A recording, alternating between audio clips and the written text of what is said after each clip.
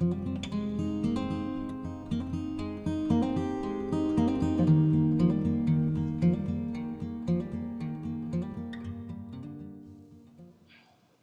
everyone!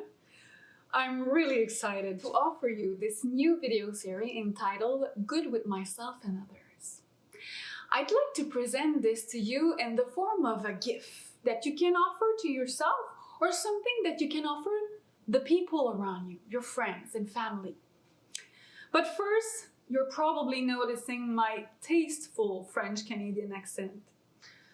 I can assure you though that with all my heart, I'll deliver all the knowledge as best as I can. If you have sometimes hard time understanding my pronunciation, it's good. You'll listen to the material even more closely, which means you'll understand it probably better. My name is Jacinthe Leduc. I'm an instructor and speaker at the Centre RBC d'expertise universitaire en santé mentale at Cheeseburger University. I've also been teaching college psychology for 12 years now, and I came up with this video series when I realized how it would be helpful if I could somehow bring together all the knowledge, teachings, concepts that resonated the most with my students or the people who participate in the workshops I give. This series is made up of 15 colorful info capsules presented in plain language, combined with 6 short and concrete integration exercises that you can experiment with and when you feel ready as you watch the videos. You are more than welcome to share this series with people around you. It has been conceived with a copyleft attitude. The more it helps, the better it is. More specifically, with this video, I wish to help you to improve the quality of your awareness, both to yourself and to others, in developing your 5 dimensions of emotional intelligence, a concept that we will be presenting in the next video. Now, the uncertainty of the last several months and the fact that some of us may be in mourning of many changes in our life makes me want to start things off by telling you about something called resilience. Resilience is a concept that has been popularized by a French neuroscientist called Boris Cyrulnik. He has written several beautiful books.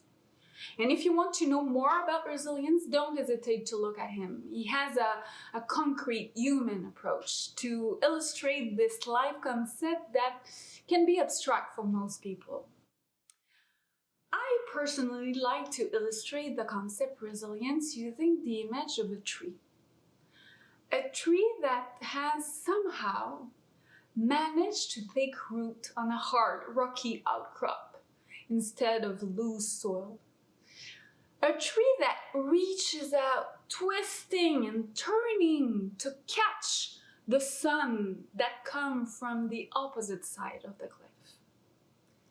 To me, resilience is this tree that manages, after a time, to go straight and to spread out its branches and leaves in order to better catch the sun's precious rays. As you know, we must all, at some time or another, navigate the choppy seas of life. As Boris Cyrulnik says, resilience is the art of navigating in torrents, in turbulent waters. And to do so, we must learn to use our inner compass, presented in video 3, to know and to trust our personal bearings, strengths, and quality. All these things that allow us to stand straight, like the tree, in the face of adversity. Resilience is something that needs to be cultivated all through your life and through grief. The grieving process, well, nobody likes to go through that. Grieving is painful and it plays on our vulnerability. However, what if instead we look at grief as a way of exploring ourselves, as a way of cultivating our capacity to bounce back after a traumatic event or a grief event? Grief is an integral part of living. Nobody escapes it completely. It comes in many shapes and forms. As a child, I might want a toy that has just been picked up by another child or has been confiscated by my mother. As a teenager, I have a crush on someone who just doesn't know that I exist. I fail a very important exam, or I don't get the job I was hoping for. Grief is essential in the learning process of resilience for everyone. It helps us to grow. Here, of course, I'm not talking about major repeated grief. What I'm talking about has nothing to do with losing both of your parents in a house of fire at 5 years old. I'm talking here about the small everyday grief events. A mom's no to a cookie, the loss of your iPhone, a friend who's backing you up for dinner, etc. I'm also talking about the normal life grief events that we all experience sooner or later. The loss of a family pet, a first romantic heartbreak, the loss of a sick grandma.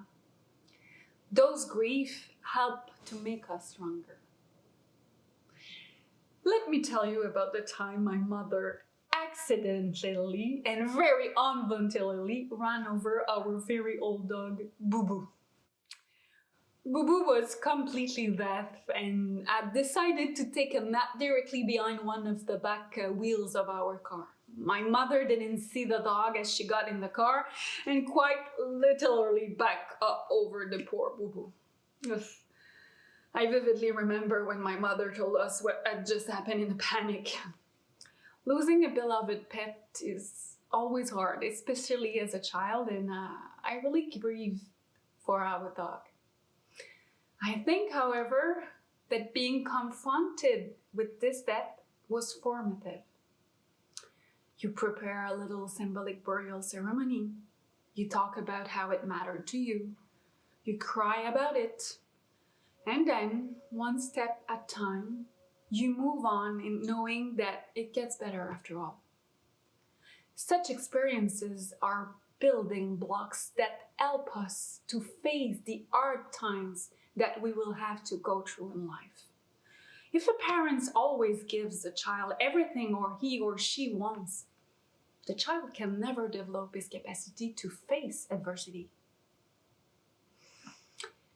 In this pandemic times, we are living in special circumstances that challenge us to live differently and in some ways to reinvent our day-to-day life. I like to bring back the image of the tree that I talked about earlier. These trees that face challenges but nonetheless manage to find its place in the sun. There are 5 stages to grief. Kubler-Ross has established that when faced with loss, we go through 5 stages to deal with the event. The first stage is denial, shock. Oh no, it can't have happened. For example, when someone goes through a romantic breakup, often your first reflex is to, no, this can't be happening, this can't be it. The first stage is often short-lived and we often quickly move on to stage 2, which is frustration, anger. Why is this happening to me? That's really not what I want.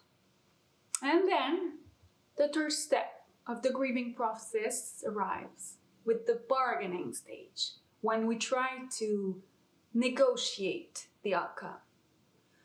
If I go back to the romantic breakup I was talking about earlier, I would say something like, oh, come on, let's give ourselves a second chance. Let's go off for a romantic weekend. We could reunite our passion. Or, I promise, I'll be a better listener this time.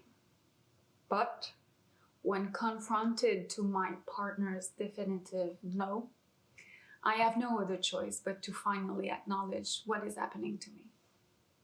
And that's when I'll move to the fourth stage of grieving, which is sadness. Sadness is sometimes harder to live through. It's a passive feeling, something you simply have to bear. Something brings you deep into yourself. Contrary to anger, which is something that moves you, something in which you play a more active role. Eventually, the sadness decreases. You tell yourself that maybe this person wasn't right for you, that this experience does not diminish your worth as a person, or that you will find someone else, or that getting that job wasn't so bad after all. Slowly, you move on to the fifth stage, acceptance. With acceptance comes the possibility to again dream of what's next in my life, with another person, working at another job, or living in another context. And that's when resilience really comes into play. When you start looking for things that you hadn't seen before in your current circumstances. One of my yoga instructors once told us, when things go wrong, hang in there, everything passes. And when things go well, enjoy it, because everything passes. It made so a meaningful difference in my way of conceiving grief. It reminds us the importance of the present moment, as well as it gives us hope when we feel that pain will never end during a grieving process. Also, one common mistake when looking at these 5 stages of grief is to think that it's a one-time linear deal. Denial, anger, bargaining, and so on. These 5 stages are a continuum, a general direction. But a person can go back many times to previous stages of grief, even after having completed the whole process.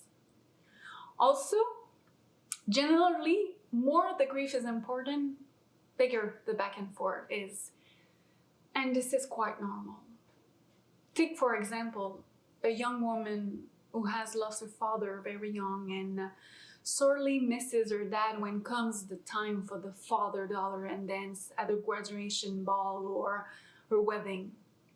Such events might well trigger feelings of anger or sadness that will last for a while. It's normal to travel back and forth on the grief continuum, surfing on the various emotions as they emerge, while aiming to navigate back to the equilibrium conferred by acceptance. The only real danger here is to become stuck on one of the aforementioned emotions and not being able to move past it.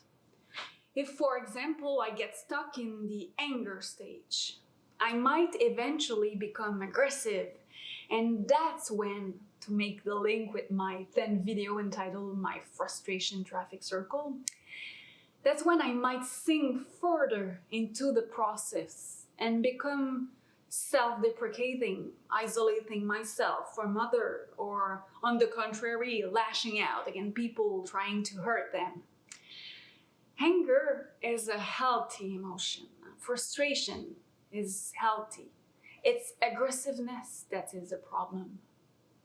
And the same goes for the 4th emotion, sadness, that can eventually lead to depression and other more serious problems.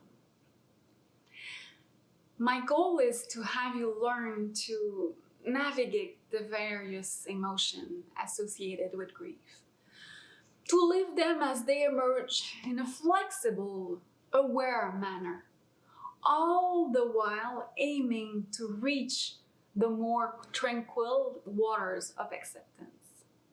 Let me once bring back the image of the tree which manages to emerge in the full light of the sun, despite a difficult start.